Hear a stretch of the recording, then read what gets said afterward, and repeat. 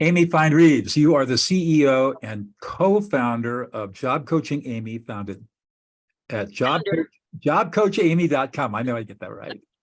Welcome to the show. Thank you so much. Thank you so much. I'm happy to be here, Doug. Yeah, so we just have a little bit of commonality. I'm a Dartmouth undergrad, and you went to Dartmouth I Tech. did. I also spent a year undergrad on an exchange program from Wellesley. Oh, So okay. and 3 years each place. I feel pretty comfortable at Dartmouth too. Yeah, spending that time in Hanover. I'm a California native, and so going back to New England right out of high school was a real culture shock for me. I bet. I bet. Those northern New Englanders have a language that caused me to Yeah.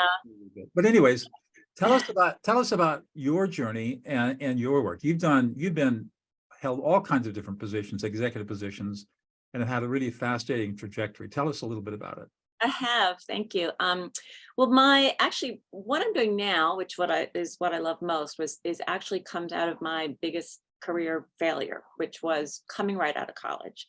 And that's a market. My first book is dedicated to helping new college grads and recent college grads find jobs. And that's really my first love and why I started doing this. And the reason is that when I got out of college in late last century, and I had a good GPA from a good school, and it was the mid 80s, and everyone thought, including me, well, if you're the best and the brightest, you should go to Wall Street. So, I bought my skirt suit and I attended the Wall Street training sessions, and I could barely get an interview.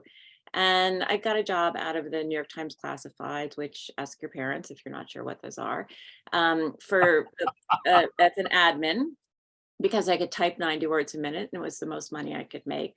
And it was actually for a headhunter. And it was a headhunter who happened to be Brooke Shields' father, who was a very charming guy, very big personality.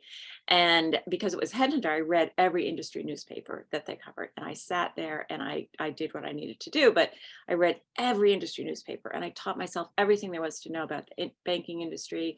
I interviewed my friends about what they were actually doing, what they were judged on, what their work was about. And I taught myself how to interview and what those jobs are about. And the next year, one of my friends helped me get a connection. I got an interview. First time out, I got an offer. I took it.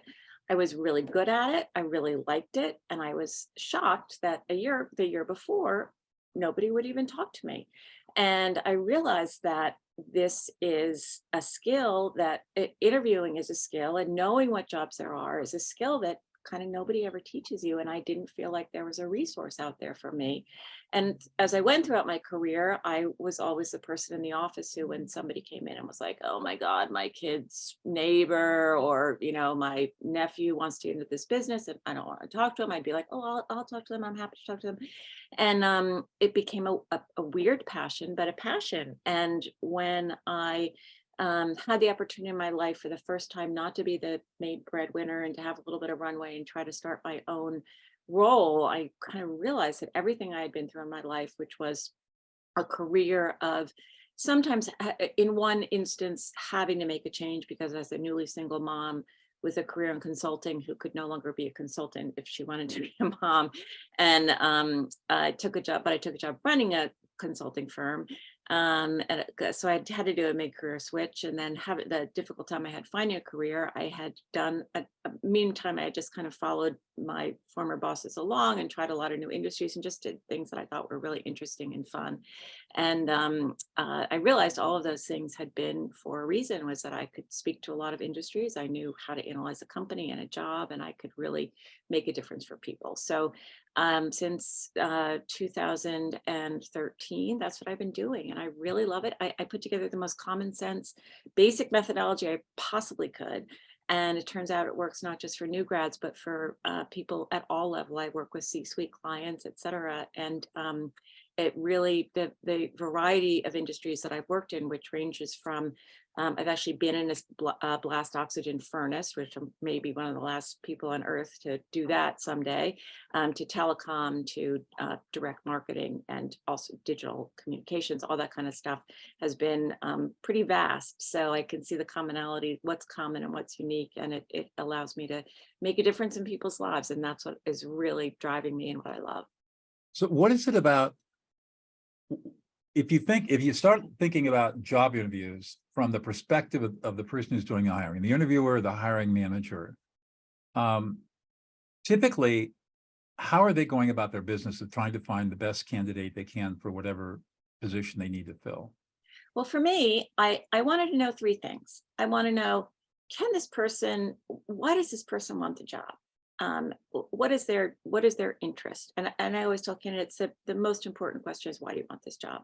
Then I want to know, can the person do the job? Do their skills and experience link up to it? And then three, do they want the job? And oftentimes that's the most important, because as a hiring manager, my experience was, we'd bring in maybe 7 candidates for a first round, 4 candidates for a second round, last round 2 candidates, and I bring my team in and say, okay, what do you guys think, who we're going to hire? And they'd look at each other and be like, they were kind of the same, but this one wants it more, and would always go to the person that wants it the most. So I've built an entire methodology at every step, from understanding, what you might want to do based on what satisfies you in your daily life, even as a student, through how to get through the interview and negotiate and review a benefits package around 3 steps. What is that? That is that you have to prove that you understand what the job is, because nobody wants to hire someone that they feel is going to get in there and be like, oh God, I had no idea that you're going to do this, I'm out of here. And who can do the job, or can be taught to do the job, and who wants the job, because they're going to work the hardest at doing it. And I want to know that fast in the interview process. And then it's just a question of going on a deeper level to all 3 questions as you go through it. So as a person who's interviewing, for example, how do you find out what the job requirements are? I mean, you see a job posting online, or probably, and They maybe, don't make it easy. They don't make it easy. no. So often you'll get a job description that is something like, we're an environmentally sustainable company that cares a lot about the earth and our clients, products, and you go to Wikipedia and it's a box company. So it's very difficult to figure it out. And that's part of what I can bring to the table is I can teach a new graduate, a new professional, how to analyze what exactly it means to, for example, what a corporate job is. So a corporate job that is, I often say, it's overhead, or, what used to be called back office in the days when you put the people who could talk well and look nice in the front office to sell, in the back office to people who were the opposite to run the machine, to run the machines or the accounting, but that's all totally reversed now. But the corporate things are things like every firm needs. So HR, legal, real estate, finance, and you can specialize by industry, but you're still going to do the same things. Right. And then there's the operations, which is what actually, then you really need to understand what the company really does, which you can figure out with 3 basic questions, which is figuring out what their market is, who their customer is, and how they compete in that market against their competitors. So your advice to your clients is do your homework. Exactly. A lot of homework. And even from the beginning. So that's, I talk a lot about even the beginning, how to get your resume and cover letter noticed. And I also harp on, if your resume and cover letter doesn't get noticed, there's a 98% chance that it has nothing to do with you. And if I were the CEO of every company that you applied to, I would want to think, I had the time, I would reach out to you personally and thank you for applying to my company, because that's my job.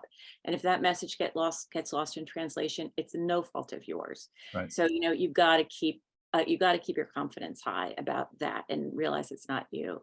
What is it that makes a resume stand out? How do you get a resume, especially for a new college graduate who doesn't have much of a track? The difference is between presenting yourself as someone of value and presenting yourself as someone of value to that organization.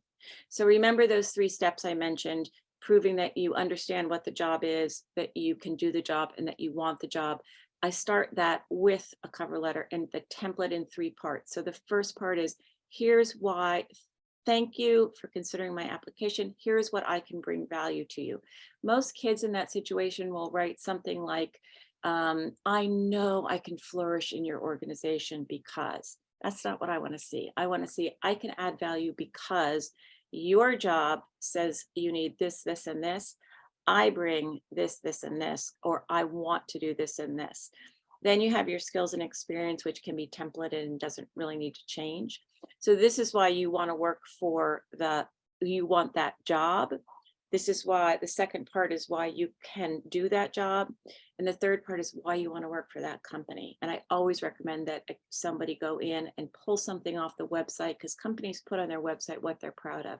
So Right. take 2 minutes and say, I love your corporate social responsibility policy, or I see you're expanding into Asian markets and I've been taking Chinese in college, anything like that. It's going to say, and I'll ask you, Doug, if you, let's say you're a new college grad and there's 100 jobs, there's 100 jobs for you to choose from on the market. And every day you get 20 letters from potential jobs. Maybe you did as a Dartmouth senior, that I said, didn't. please apply. You know, in those days, if you didn't go to med school, you went to law school. So that's what I Okay. Okay. Um, well, so let's say you get 20 letters a day saying, please come work for us. And if 18 of them say, here's why we're such a great company, and 2 of them say, Doug, we know you're a Southern California boy. We're going to put you in an office with a nice warm climate. We know you care a lot about humanistic issues and are thinking maybe of going law school. Here are the things we'll introduce you to.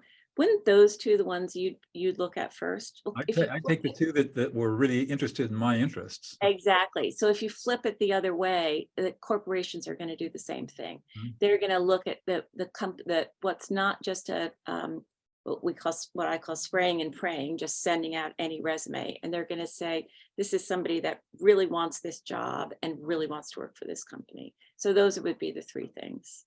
So how do you you know, I've talked to a lot of CEOs on this show. It's amazing how much I'm learning. I thought I knew a lot, but I don't. I'm pretty ignorant. It Um, happens to all of us. I know. Sometimes when we're talking to 17-year-olds like my daughter. Yeah. So I'm curious about kids that don't stay in jobs for very long. They do a lot of job hopping. What's your sense about that? And is that a good thing for a career? Should they stay in an organization, try to move through the organization as reasonably as far as they can before they think about moving on? It's a really good question.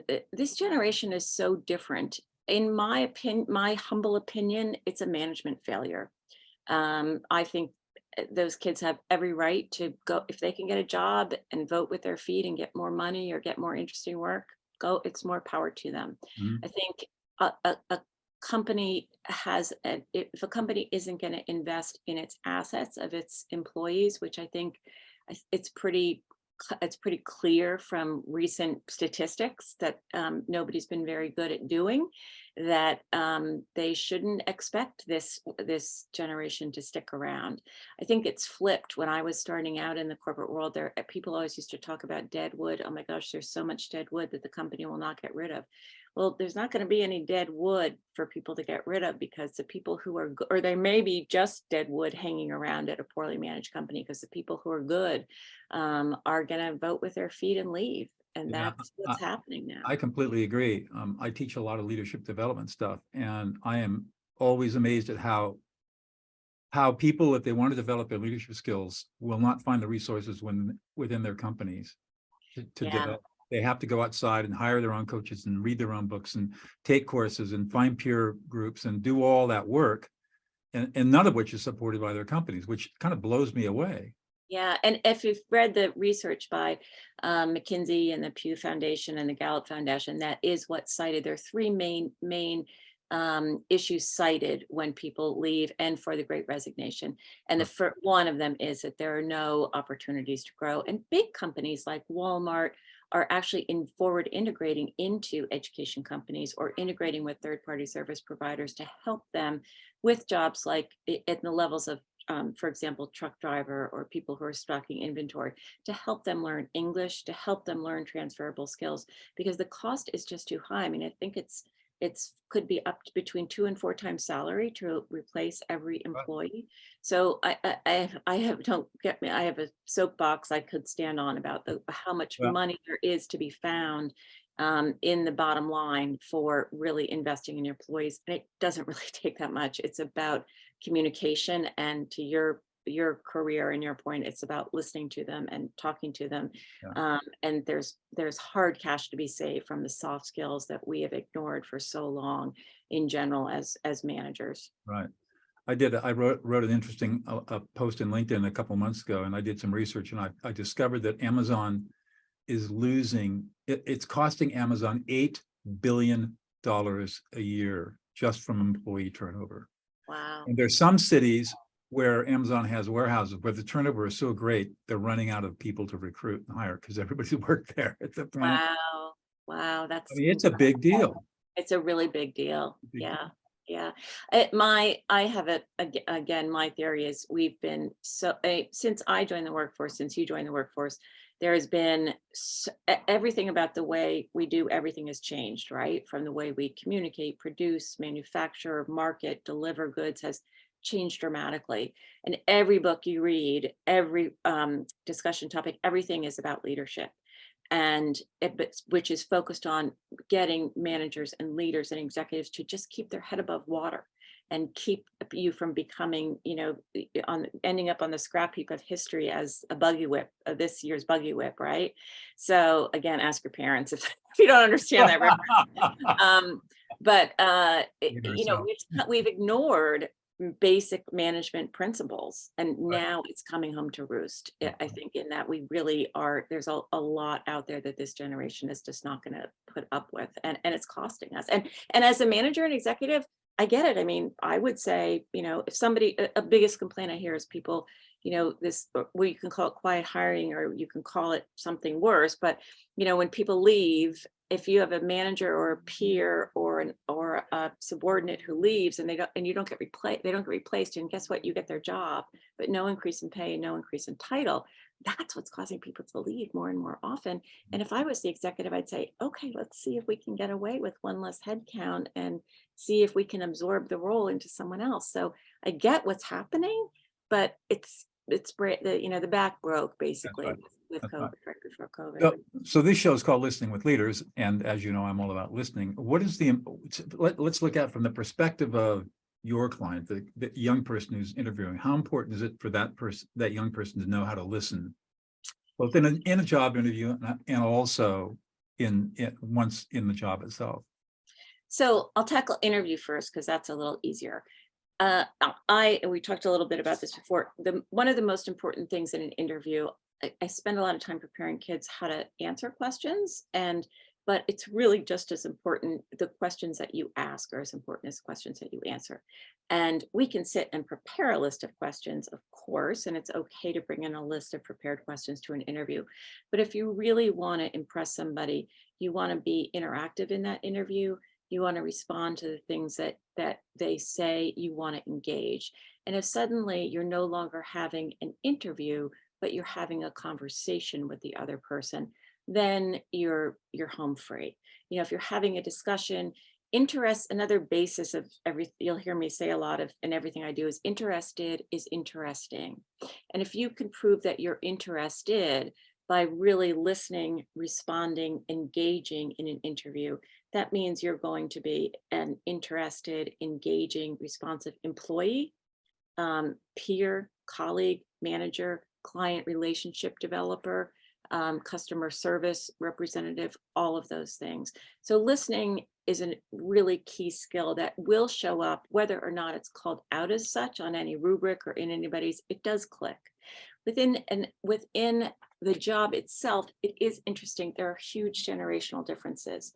So one of the things I've written about is the difference with millennials and how in my generation, your generation, I'm sure, we were all kind of tasked with, after school, making our own fun, going out and, I don't want to see you till dinner, just go kind of, do what you want to do.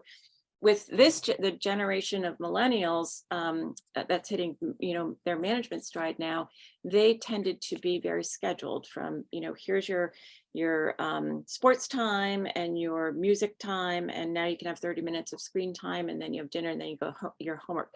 So when you hit the workplace, you tend to have new employees sitting in their cube going, oh my gosh, when am I going to get something to do, as opposed to their manager who is sitting there, when is that kid going to do something?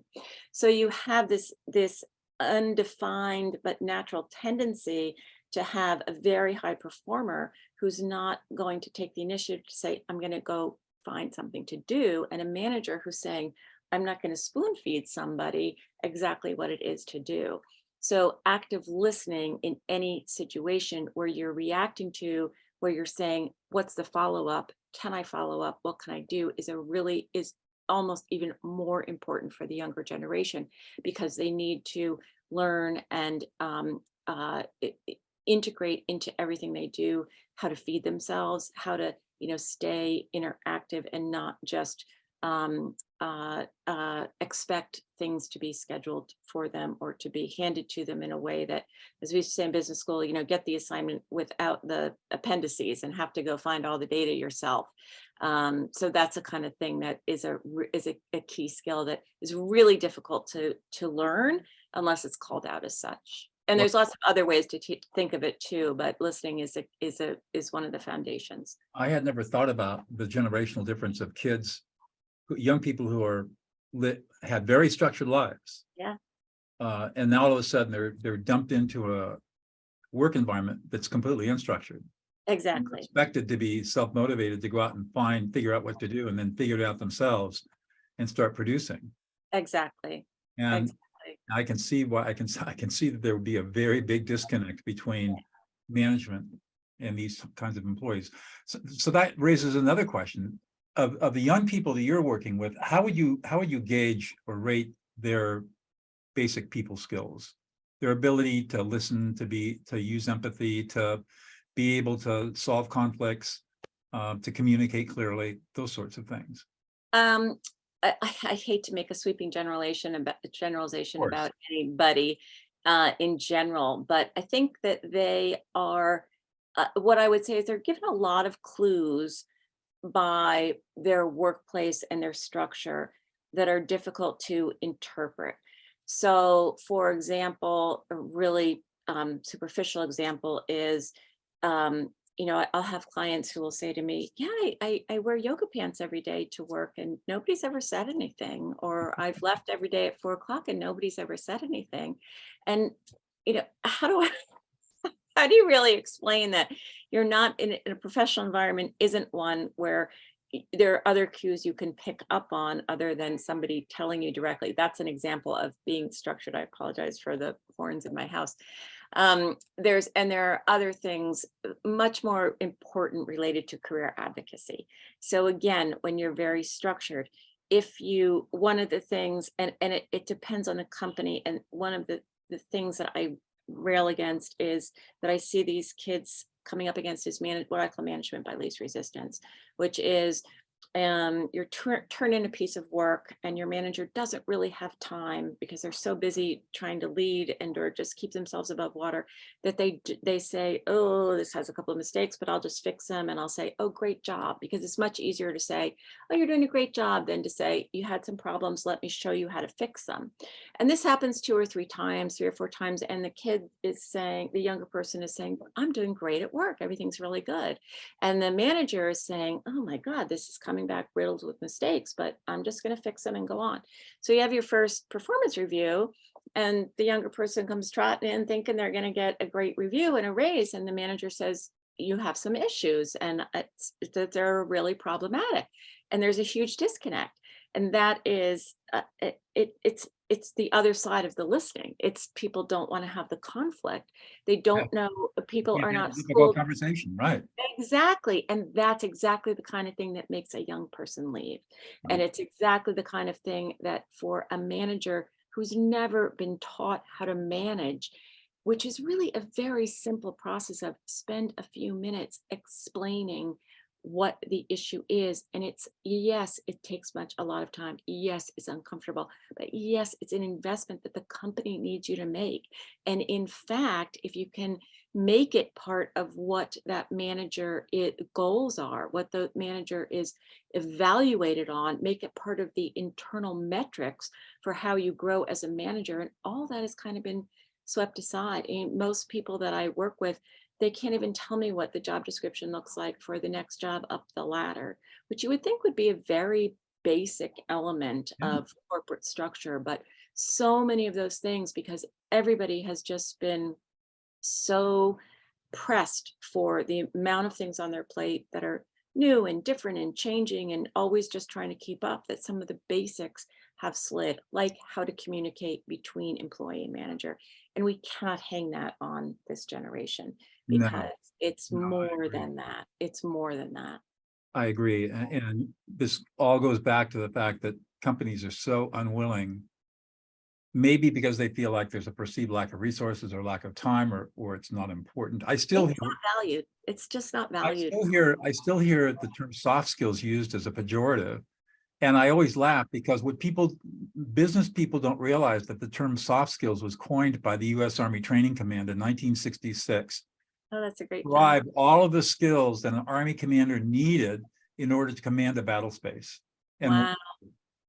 Wow. I did not know that. that's where the term soft skills came from. And now we hear, well, it's all that soft skills crap. It's just not important. You know, that's all touchy-feely, stuff that's just not important. What's important is the bottom line and numbers. And Yeah. I Yeah. just That's shake my head and say, oh, yeah. Yeah, all the research says that's what makes a difference between a manager and an executive and a C-suite executive are the soft skills. yeah, I keep thinking that, for example, a manager ought to be graded on how many of your direct reports were promoted within the company. Yeah, Found, exactly. how many of them have become leaders in the company. Yeah. And I tell people, your job is to train the people below you to take your position. Yeah. That's your job. Yeah. And that's culture. There's so much talk about how do you keep culture in a remote environment. It's like Right. Zoom beers on Friday or do this or that. Nobody wants to do that. A culture is how much you get promoted within an organization, how much an organization invests in its employees. That's real culture. It's not sending snack boxes to remote employees with the company's logo on it, which you would be amazed how many people think that passes for culture. So that's definitely one thing. And keep going. I had a thought, but it flew out of my head. So. Well, obviously we're in agreement on a lot of this, and I don't know whether it's because we're a little older and we've seen so much more, Yeah. or it's just that the people that have come up behind us really never learned all of this stuff, and so they do the best they can with what they know, and Yeah. they're learning because learning takes effort. Yeah. Yeah, I really think it's also funny too. I mean, look at some of the things we've been witness to professionally in our lives. I mean, the change of pace in development, and I mean, it completely blows me away. And I feel privileged to have had a seat at the table for how much has changed in the business world. I mean, it's been endlessly fascinating to Right. see how much everything has changed since I got out of business school in 1992. I mean, I didn't have a cell phone. I didn't have Oh, I know. email. It's insane. I took And I took the bar exam with a manual typewriter. yeah. And I remember doing a creative visioning exercise when I first started consulting about how will you order groceries in the future? And the most innovative person said by fax. So, talk about leapfrogs, and and you think about trying to keep up with that pace of change on a structural level and on a really detailed, the devil's always in the details, right? And you think about how much the world on, that at its core had to change to be able to move in that direction. It completely makes sense that we've lost sight in a lot of things that matter, but I think we've reached a point of inflection with that the Great Resignation is teaching us, and that I mean, if companies want to find growth in their financial statements and in their cash flows, it's going to come from starting to invest in your employees again. That's the best low hanging fruit there is. I agree. All right, I got one last question for you. Okay. This is a little more personal question. Okay. Tell us one thing about yourself that we would never know unless you revealed it to us. Oh, that's really interesting.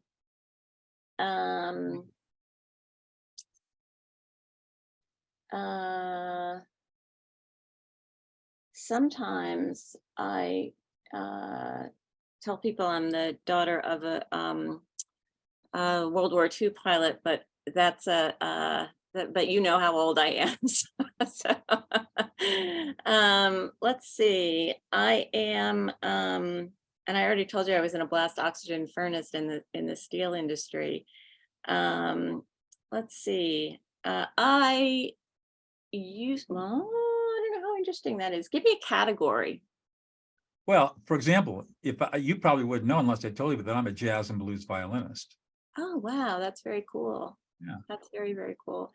So I come from a long line of professional tennis players. Well, there you go. I have been a regionally ranked player.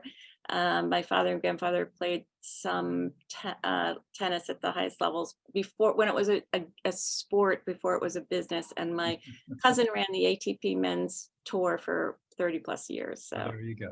yeah. Thank you so much for sharing your time with me, Amy. It's been a really great conversation. Yeah, I really enjoyed talking to you too, Doug. Thanks for this. It was fun. Yeah.